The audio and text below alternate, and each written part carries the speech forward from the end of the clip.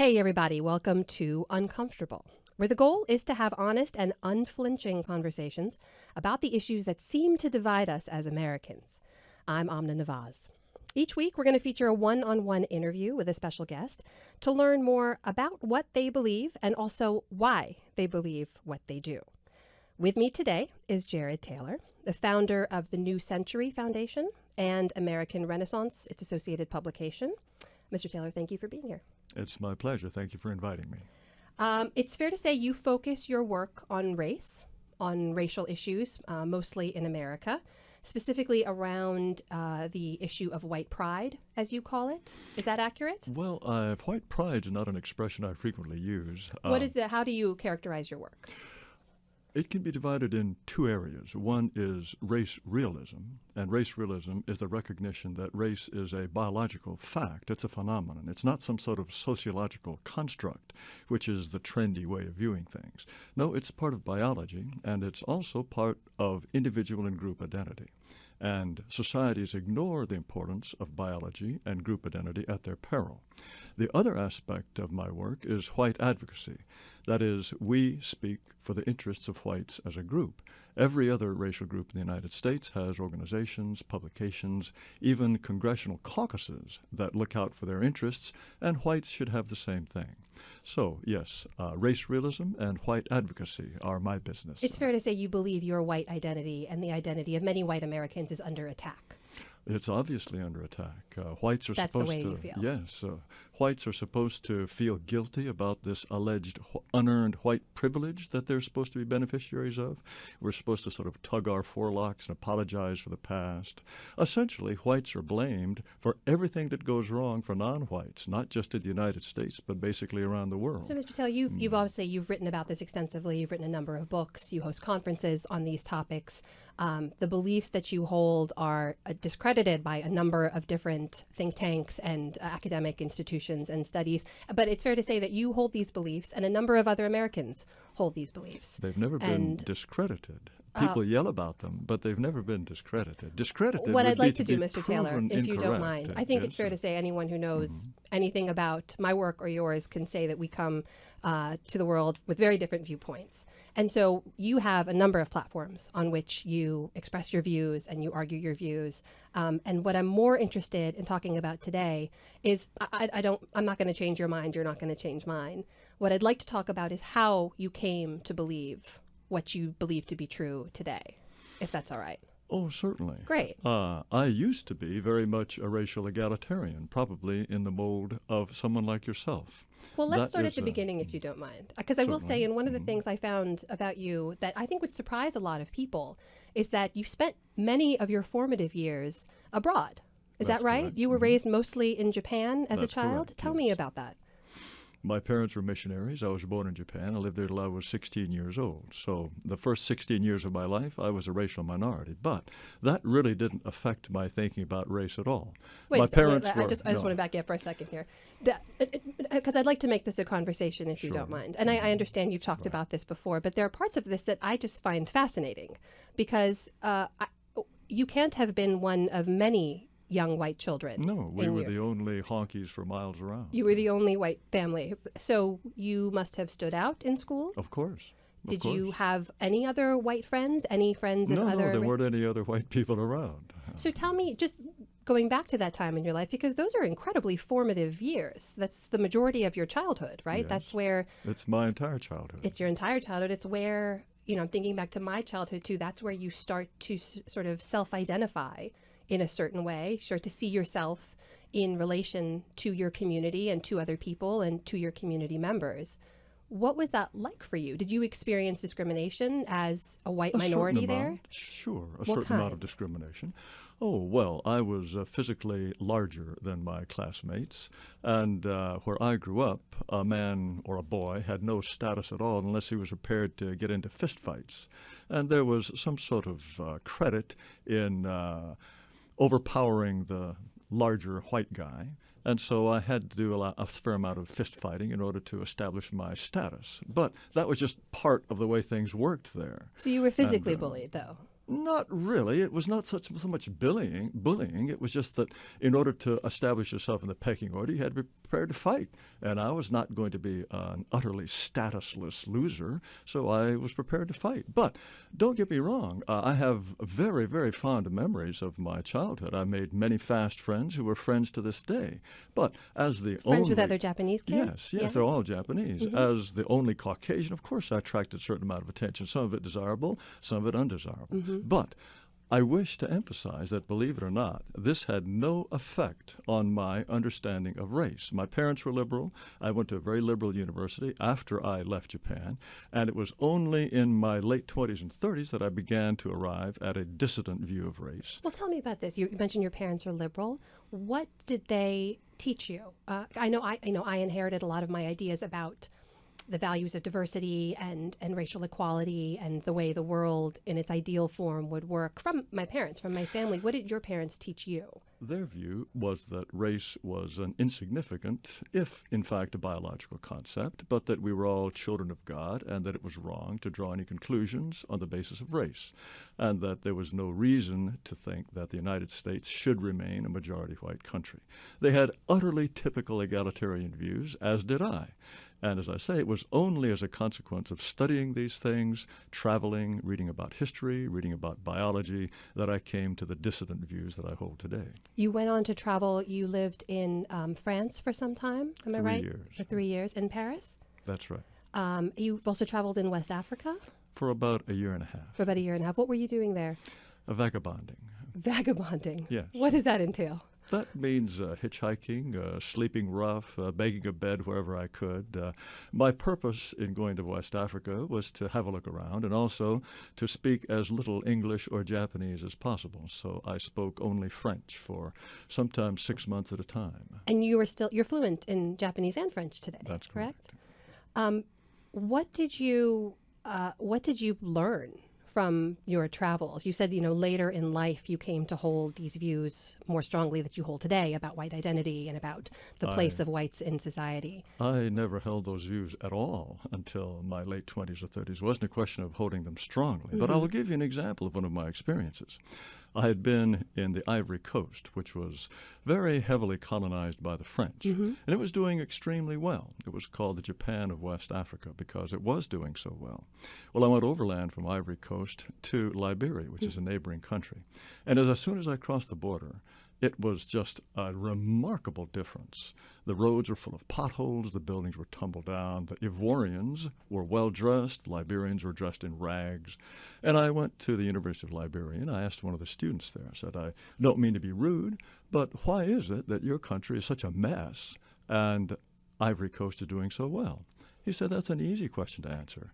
We didn't have the benefits of colonization.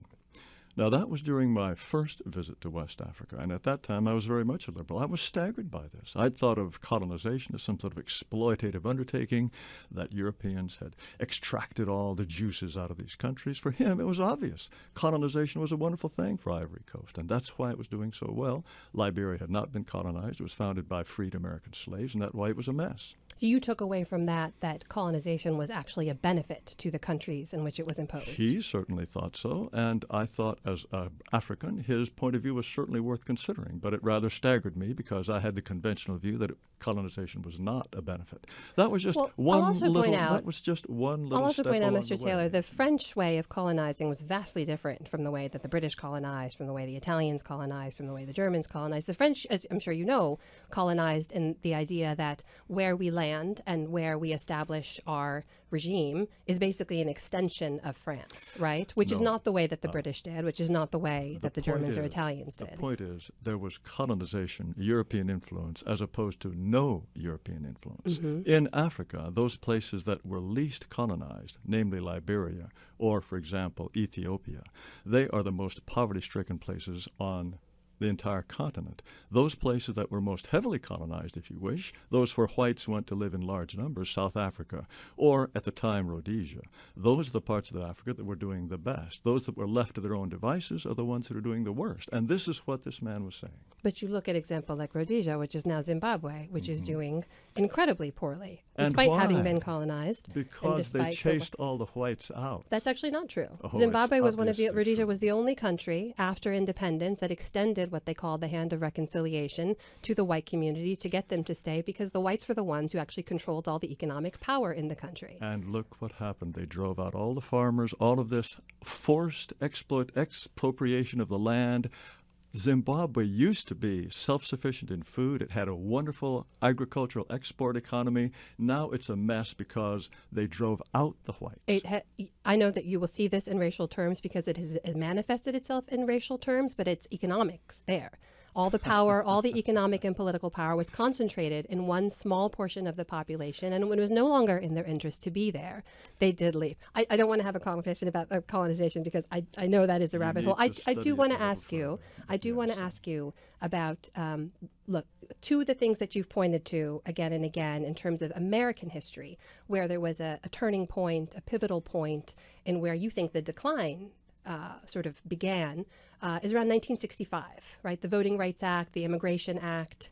No, the great change was the Immigration Act of 1965. The Civil Rights Act of 1964 was also a very significant change. So let me ask you this, because you weren't here. You weren't in America when those were happening. So how are you processing those? How were you learning about what was happening here? You were still in Japan at the time. You were 14 or 15 at the time? I was paying no attention at the time. None at all? No. So when you came back to the States, I shouldn't even say back, when you first came to the States, how old were you?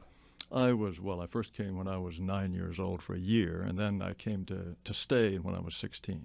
When you were 16, okay. So how were you comparing sort of life? You knew no life in America before you got here when you were 16, right? No, but how do we know about the past? We know about the past from reading about it, from speaking with people who were living in the past. So how did you come to learn, how did you come to hold the ideas you do about what was better about America before the Immigration Act, for example? Was that from academic circles you were in, your friends, your family? Until 1965, the United States had an immigration policy that was specifically designed to keep the country majority white. And it had a population that was about 90% white. At that time, they had quotas, right, of national origin. Yes, that's right, to maintain a European population. And at that time, the Hart-Celler Act, as it was called, was sold as something that was not going to change the ethnic balance. And if at that time you had told the American Congress, if you pass this law, in just 70 years, whites, you who are 90% of the population, are going to become a minority, I can promise you they would never have passed that law.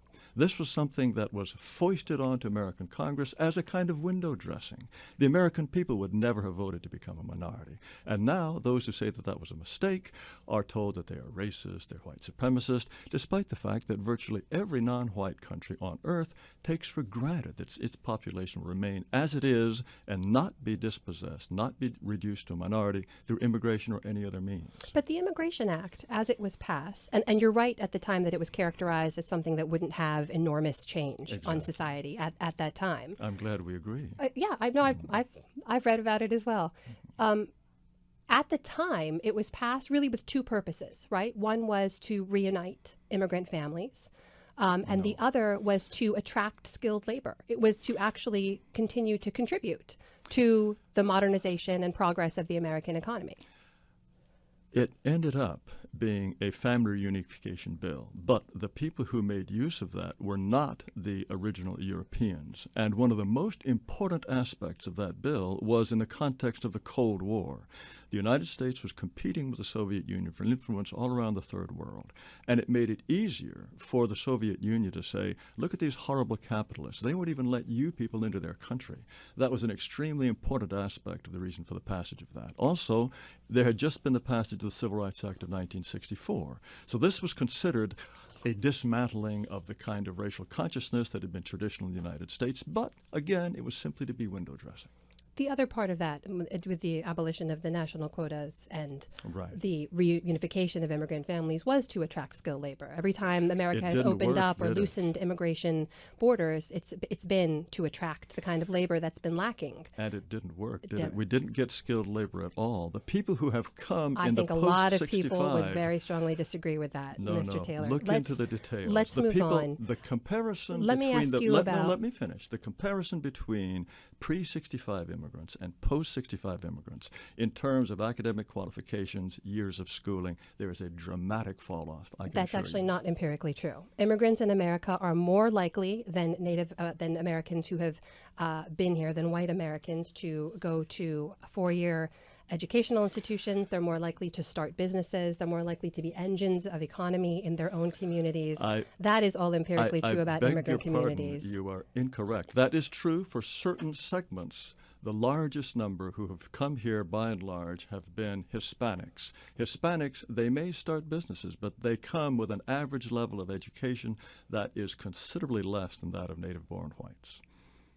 Once they are here, I would argue immigrant communities, and the data actually shows this, immigrant communities go on to complete, yes, they do, absolutely do. No.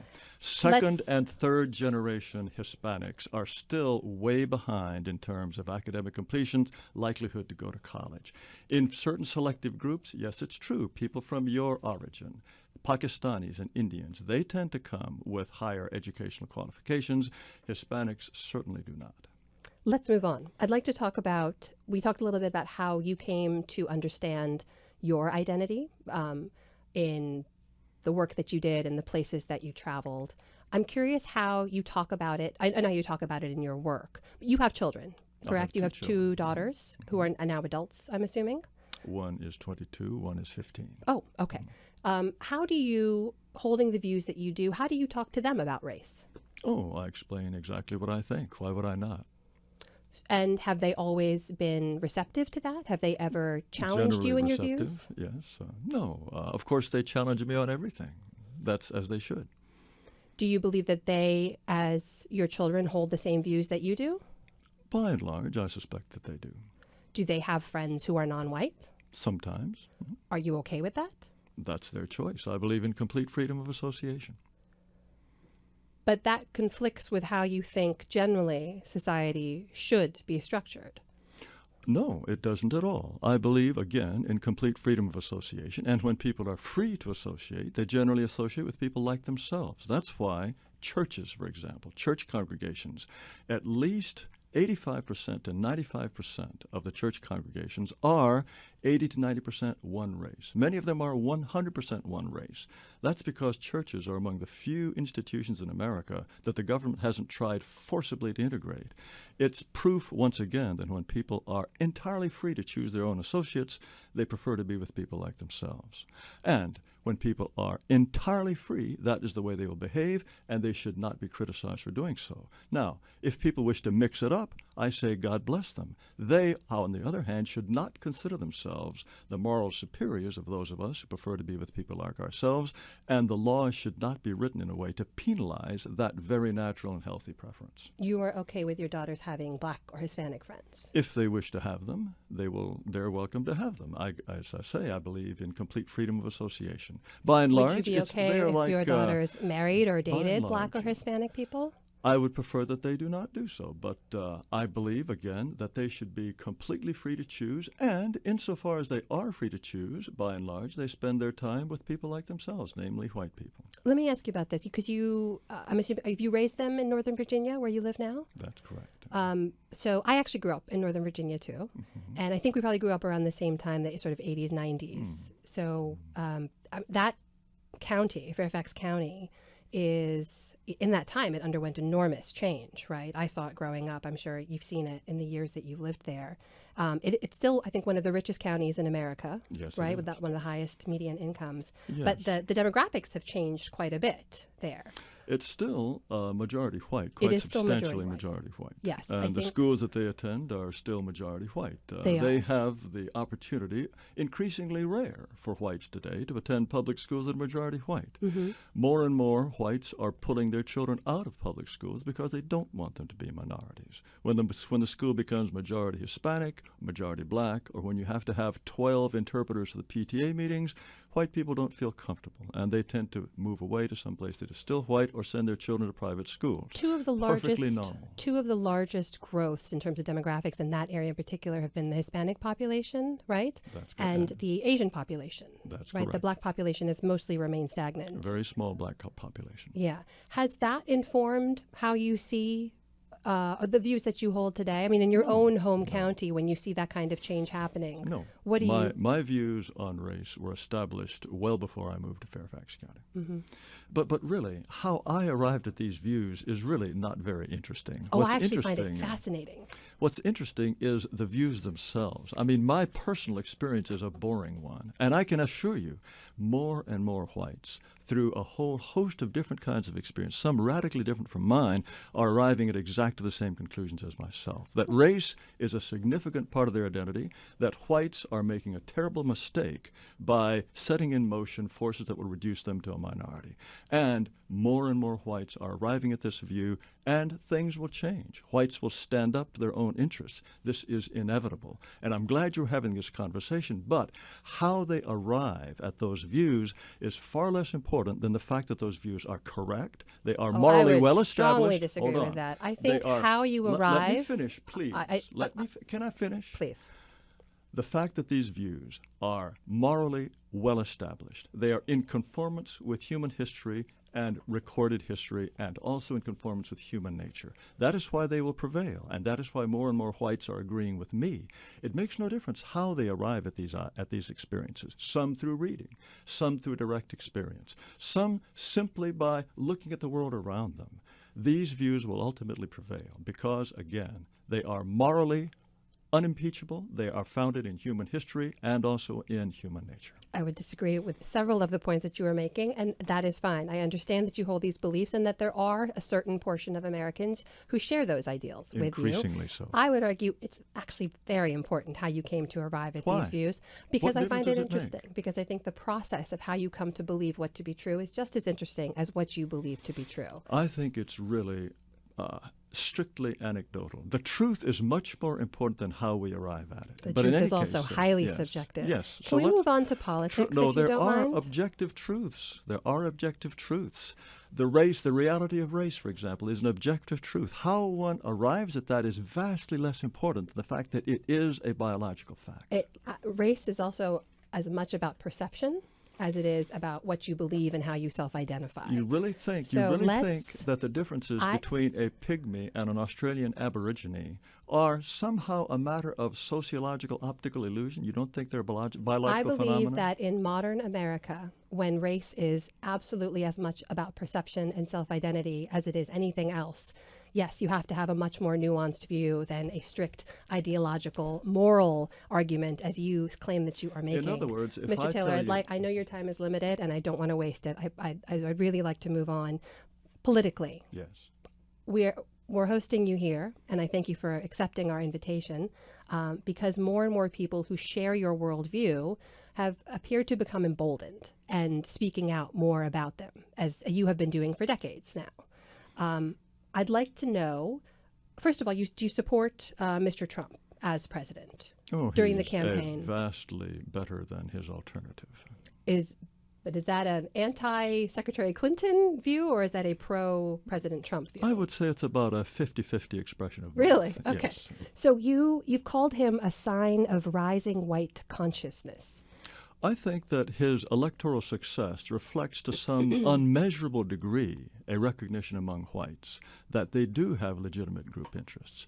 Donald Trump is not a racial nationalist. He is an American nationalist. He doesn't think in racial terms, so far as I can tell. But at least to make distinctions in terms of nation is the first step to making legitimate distinctions in terms of race. So that is why I support him. What did you see him do or say during the campaign that said to you he was the candidate for you? Oh, that's obvious. He promised to send home every single illegal immigrant. He talked about perhaps forbidding Muslims to come as immigrants, at least temporarily. He promised to build a wall so that no more illegal immigrants would come. All of those steps would slow down the dispossession of whites. They would slow down the process whereby whites would be reduced to a minority. And it is slowing down that process is one that I highly, highly support. Now, I don't think that he arrived at these policies because he thinks in terms of the racial demographic future of the United States. I think he is an American patriot, and I think he has a perfectly healthy notion that any sovereign nation must be able to control its borders. He wouldn't want anybody coming into the country illegally, certainly not committing crimes, certainly not going on welfare, wherever they're from, Mexico, Great Britain, India, he wouldn't care. But he has some notion that America is a distinct country with a distinct people, and their interests should be put first.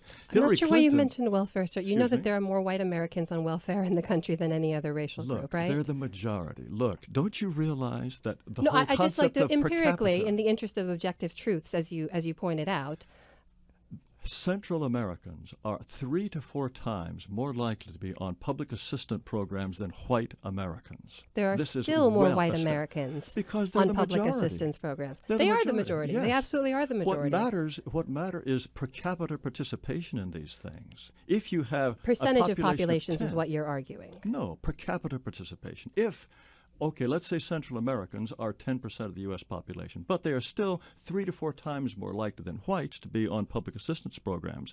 Numerically, that will be a smaller number, but it shows that they are not supporting themselves the way the majority But many should and immigrant expect them. communities start out on public assistance and then move beyond it. And wouldn't that that is be- part of the process of being No, in America, it was of working towards the opportunity with the resources that you are granted. The idea of coming to the United States and putting your foot in the public trough, sucking at the public teat, is outrageous to the vast majority of Americans. They do not want foreigners waltzing into their country and going on the public dole.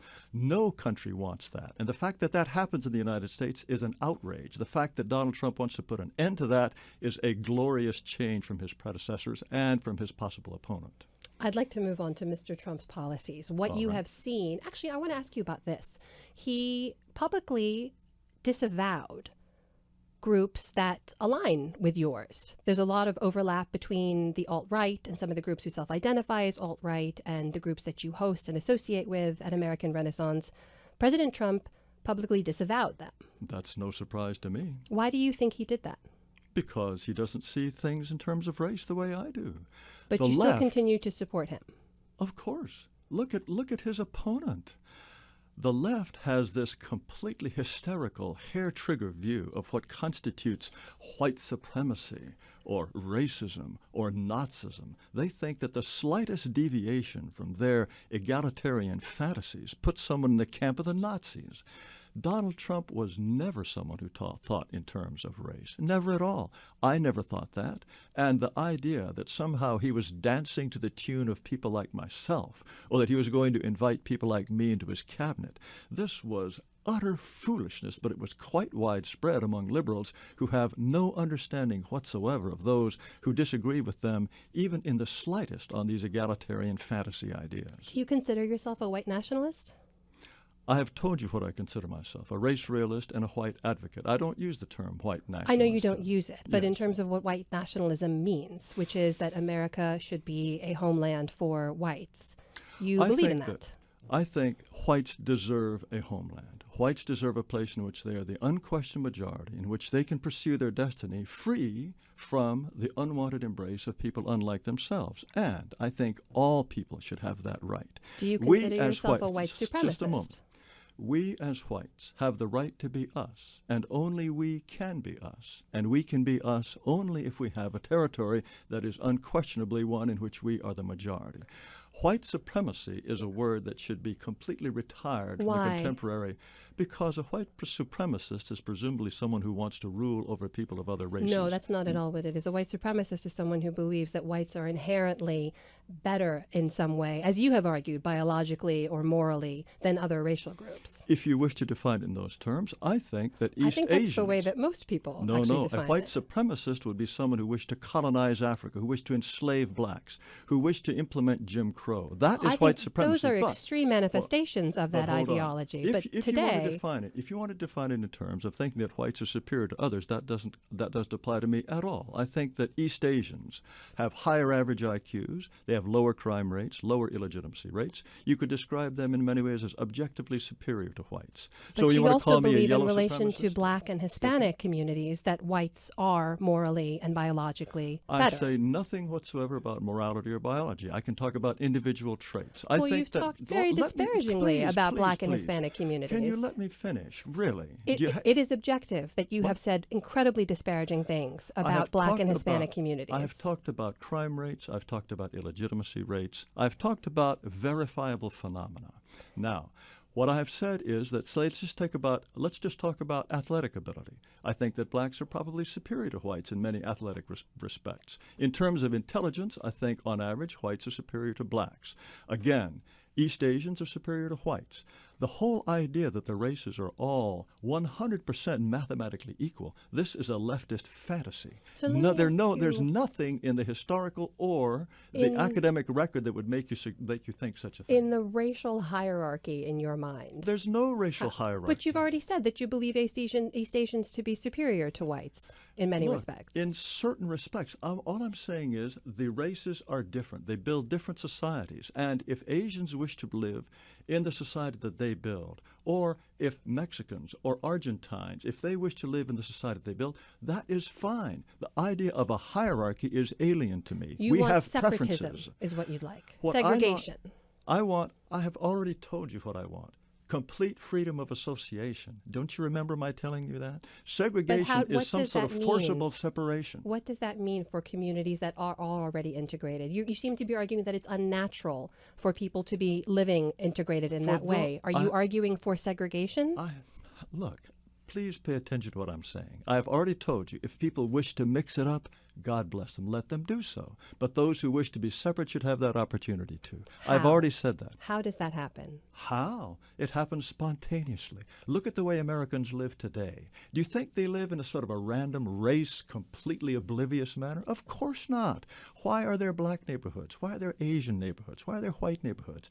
That expresses the natural preferences of human beings. But Mr. Taylor, Why is it that in all, if I may, no major changes in our community have happened spontaneously. If you look at the arc of American history, what you've had is groups advocating, as you were arguing that white people should be advocating for their interests, as if they're separate and vastly from other racial groups. But no community has just spontaneously gained equal access to opportunities or civil rights. That's come as a result of mass ground level movements. That's come as a result of advocacy, of legislation. So what? So the kind of change you're arguing for, you're saying should happen spontaneously. That's impossible. No, it would happen spontaneously if people were just left alone. The example I gave you of church congregations being self-segregated naturally and spontaneously and happily. Why is it that in lunchrooms all around the country and schools, people automatically self-segregate? The Hispanics sit here, the blacks sit there, the whites sit there, and the Asians sit over there. This is because they're expressing the natural tribalism of human beings. Hold on. Let us accept this. Let us set aside this foolish idea that we can build a society in which race can be made not to matter. The communists tried to build a society in which selfishness was going to be abolished. This was an abysmal misreading of human nature, and look at the misery that resulted. We are making a very similar mistake. We are trying to mold human nature as some wish it might be rather than recognizing it as it is. We are far better off taking humans as they are and building a society that reflects their nature rather than trying to force them into some artificial mold that meets some egalitarian fantasy. Let me ask you about people who may share your views and then be inspired to act in some way, who may think that the change to protect what they perceive as their white identity under attack isn't coming fast enough and they have to act to do something. What do you have to say to those people? Let's imagine that I am a fervent believer in the danger of climate change. And let us say that I've made a career out of talking about the dangers of burning fossil fuels. And someone takes my ideas and goes into ExxonMobil and shoots up all the executives Am I to blame? So instead of dealing with hypotheticals, I'd actually like to talk about things that have happened, people who do share your views, who have been acting in violent ways. And tell me one. Name one. Dylan Roof, for example. We have no idea whether or not he had anything to do with my views. His manifesto actually made direct reference to a council of which you are a spokesman, the Council of Conservative Citizens. I acted as a spokesman on that occasion, but I think the parallel with climate change is a perfect one. Excuse me, Mr. Taylor. So there is a direct correlation there between a man who walked into a black church and shot to death 9 people and wrote about his motivation for doing so, referencing an organization of which you are a member. Do you feel no responsibility for his actions? None whatsoever. Why not? Because what I speak is the truth. I think, don't forget, the very first thing that prompted him, and he said his life was never going to be the same after that, was the discovery of what actually happened in the Trayvon Martin Zimmerman encounter. He had been told that this was some sort of exploitative racial profiling by Zimmerman of a black guy. He discovered that contrary to what he'd been told, the black person had attacked the white person, and the white person had to shoot him in self-defense. This was big news to him that he discovered on the internet, not from people like ABC or the other networks that were describing this. He had to go to the internet to find this out. When he went to the Council of Conservatives, he discovered the truth about black-on-white crime. That was what shocked him. He read the Council of Conservative Citizens' version of the truth. Many of those crime numbers, and the same way the American Renaissance has published them, are very selectively organized and presented. That's absolutely true. No. Whites are much more likely in American society to be killed by other whites, just as blacks are much more likely to be killed by other blacks. I have never said the myth otherwise. of fear-mongering that whites are somehow more likely to be killed by blacks is just not, it's not empirically true, sir. American Renaissance have never said such a thing. Never, ever. Don't put words in my mouth. Actually try reading what we have written rather than reading what others have written about us. What we have made very clear, every year in the United States, there are about 650,000 crimes of violence that cross black and white racial lines. Of that number, what percentage do you think are committed by blacks against whites and whites against blacks? Just have a guess. I'm not going to play a numbers game with you, sir, because I think that numbers can be manipulated. Numbers can be absolutely be manipulated. The empirical fact is that whites are more likely to be killed by other whites and blacks are more likely to be killed by other blacks. And the percentages are different because whites comprise so much more of American society. I will supply you with the answer. Of those 650,000 crimes of violence that cross racial lines involving blacks and whites, blacks commit 85% of them. It means that a black person is about 40 times more likely to attack a white in some manner rather than the other way around. I think anyone out there who wants to look into the numbers. No, sir, I don't want to argue the data. Wait, you're not going to let me tell you the data? No, because you don't want to hear the data, do you? I'd like to get back to the original point, which you haven't yet answered, which is what would you say to these people who commit violent acts in the name of the ideas that you espouse? I would say, don't do it. You are being fooled. Stop right away. Never do it again. Fooled of course, that's by what I whom? said. Fools. They're fools to take violent action in something that will only make the situation worse.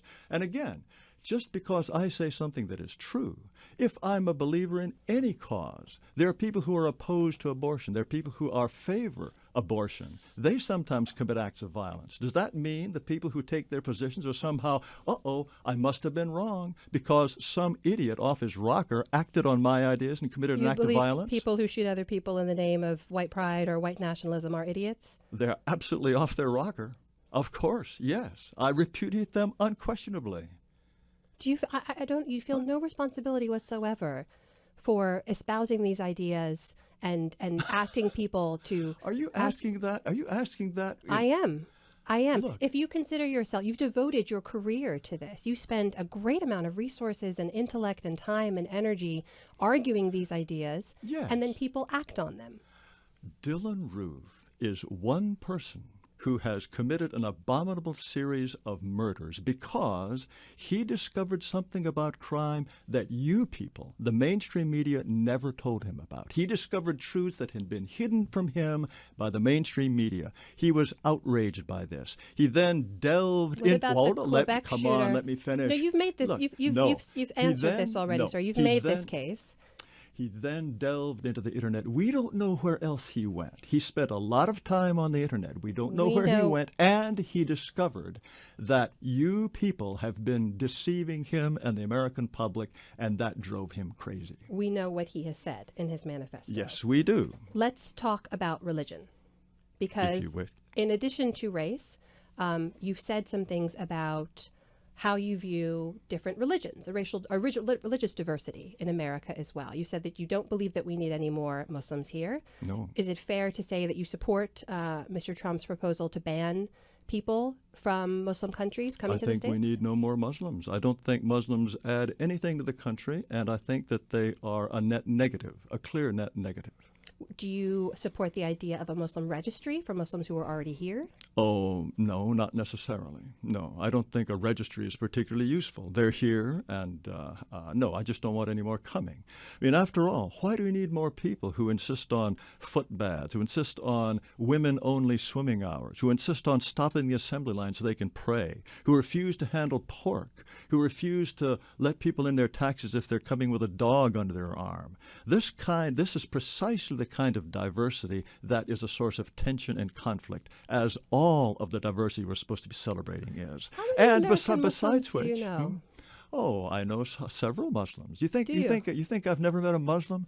Look, I've spent months and months in Muslim countries. I probably have more experience with Muslims than the vast majority of Americans. I'm asking about American Muslims because I think American Muslims are actually quite different. Studies have shown that their social views, their cultural views, their level of assimilation, their level of opportunity and success in America is actually quite different from Muslim-majority countries. And they never want to stop the assembly line so they can pray. They never want to have foot baths in universities. They never want to have women-only swimming pool hours. Is that what you're telling me? No, I'm telling you that the vast majority of the 3.3 million American Muslims assimilate incredibly well and have done remarkable things in American society. And I disagree strongly with your idea that they've contributed nothing. You think whatever they've accomplished couldn't have been accomplished by non-Muslims who would not have caused the problems I've just been describing? I think it's a false equivalency to say that they are causing problems that some other community would not have, that white Americans would not have. Wait, who else wants to ban pork from the cafeteria? Who else wants to say, okay, men, you can't swim at these hours? Who else is saying that? I think anecdotally, if you create an argument in that way, then yes, you would see a structural problem with Muslim immigration. Yes, I see a structural problem. I understand. I see absolutely nothing that Muslims, qua Muslims, have done for America that any other group could not have done equally well or better and would not have brought these problems I described. And I haven't even mentioned the number of Muslims who take it upon themselves to try to kill us. Can I ask you something? You've asked me many things already. I'd like to ask you another. Go right ahead. What is it like for you to sit across from me like this? You know I'm Muslim. You know I'm first-generation American. What is it like for you to say these things to someone who you know does not share the same views and could even take a lot of these things personally? Well, you have been saying things about me. You are accusing me of complicity in murder. Do you think that this goes one way? I've not accused you of any of those things. Indeed, I've asked you if you feel responsibility for the things that you say. And you have suggested that I am somehow responsible for the murder of 9 innocent black African Americans. That's what you have suggested. I didn't suggest that. I asked how you view that, whether or not you feel responsibility, and you said you don't. I take no responsibility for speaking the truth. No, none whatsoever. Let's put it this way. I take full responsibility for speaking the truth. Those who may be unhinged and act in violent, crazy ways on the basis of the truth, for those people I take no responsibility whatsoever. Now, the fact that you are a first-generation non-white American, an immigrant, you are part of the dispossession of my people, because you happen to be such a person isn't going to make me change my views at all. Why would it? Let me ask you about anti-Semitism. All right. Many people who share your worldview and your racial views have very strong anti-Semitic feelings as well, but you don't. You have actually said that you think Jewish people are okay and that they look white to you. So why do you break from a lot of people who share the same views on race that you do in that way when it comes to Jews in America? Well, ask them why they think what they do. If you want to know why my views are different, I can tell you what my views are, and that is you've already described them.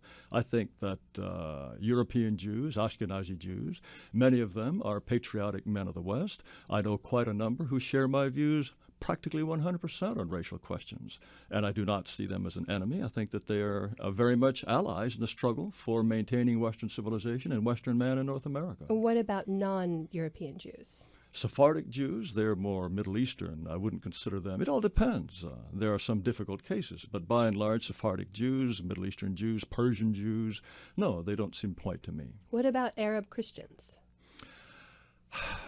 I haven't really given the matter much consideration, but I suspect they are Arabs. The fact that they are Christians doesn't make them white. You can be Christian and be Congolese.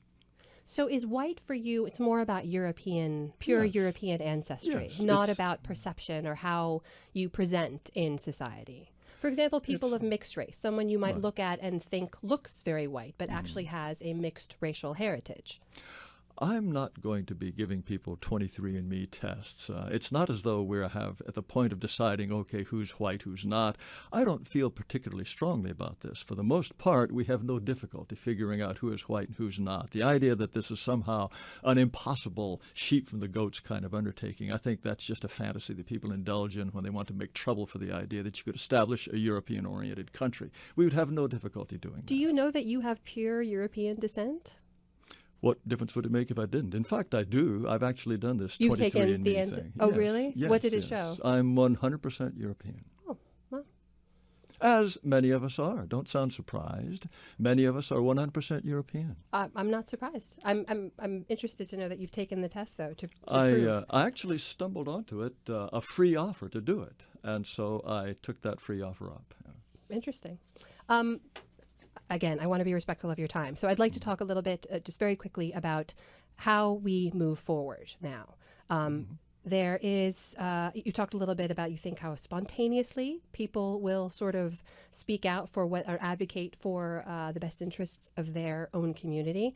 But for the people who listen to you, for the people who read your work, what is it that you are asking them to do? How do you think that your white identity will be protected?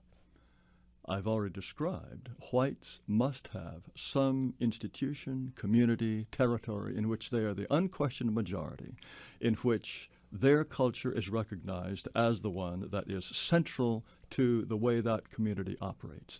And it's not just Americans. It's true all around the world. The French should have the right and the duty to remain French, Germans, Italians, just as Pakistanis have the right to remain Pakistani. If non-Pakistanis, say Indians, if diversity is such a great thing for America, why not for Pakistan? Why not bring in some Hindus, some Indians? Your country, your original country, fell apart over diversity. This is my original country, sir. Okay, your parents' original country. It fell apart over diversity. The Pashtuns just couldn't get along with the Bengalis, could they? The Punjabis, the Pashtuns, the Bengalis, diversity tore that country in two. As diversity so frequently tears countries, communities, institutions in two. The idea that diversity is somehow a strength is one of these so obviously wrong fantasies. It's astonishing that it's gained the kind of currency that it has. You argued for what you think sort of the ideal place in American society is. You think that America 1963, 64 is what? No.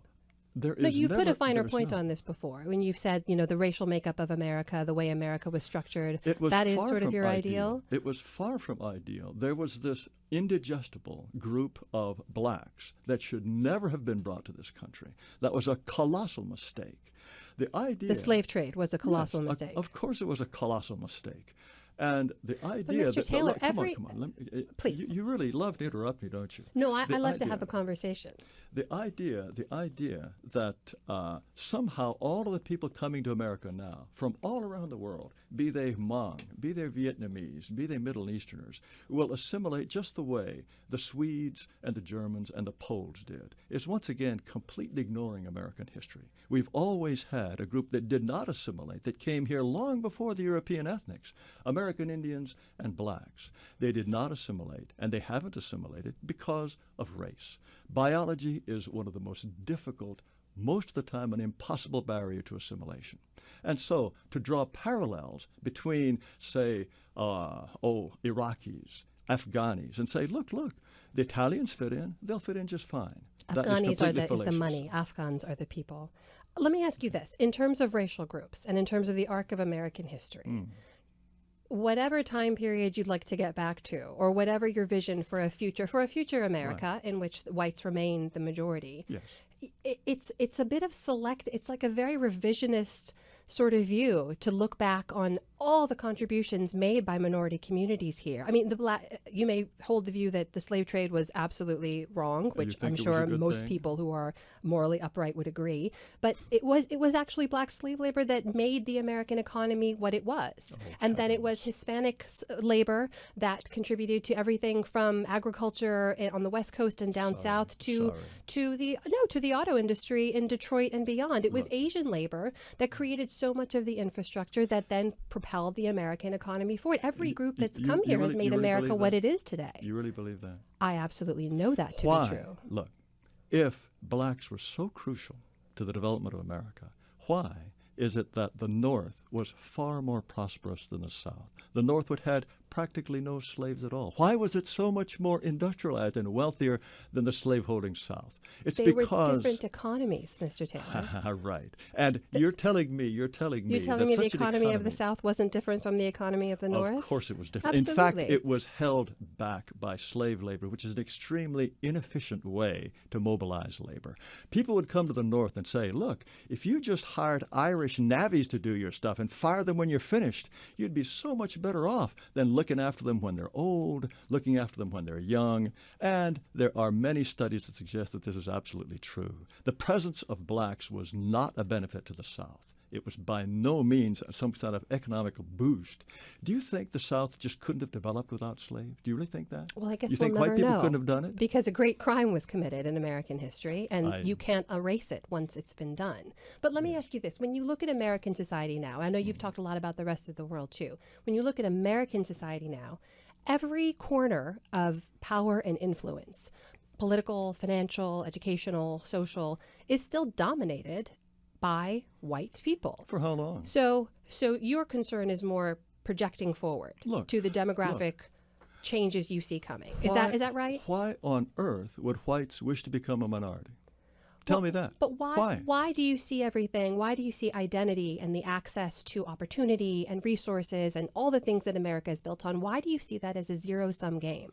Why does the success of a minority community necessarily take away from the success of a white community?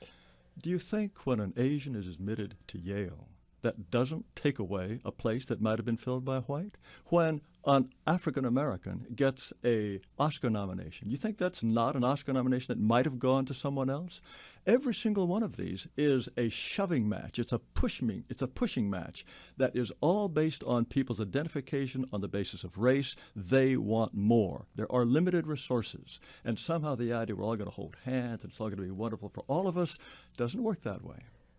But the argument that somehow white identity, white power, white influence is under attack rests on the idea that somehow all these minority communities will overtake white identity and that they will then impose their own views and that they're somehow in stark contrast to whatever white Americans want, which is it's not proven to be true. It is obvious what they're doing.